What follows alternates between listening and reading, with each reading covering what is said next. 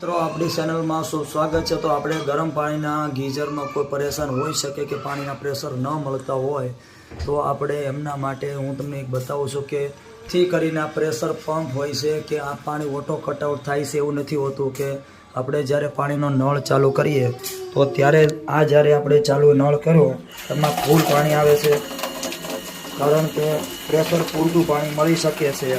અને ઠંડુ પાણીનો ચાલુ કરો એટલું પાણી પણ આની અંદર બંનેની જેટલું મિક્સ થઈ શકે છે।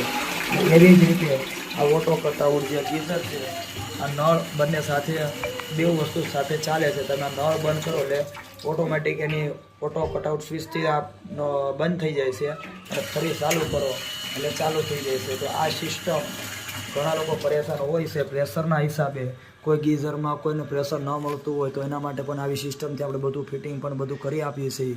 તો અમારો કોન્ટેક્ટ નંબર નીચે આપેલો છે અને કોન્ટેક્ટ કરી લેશો।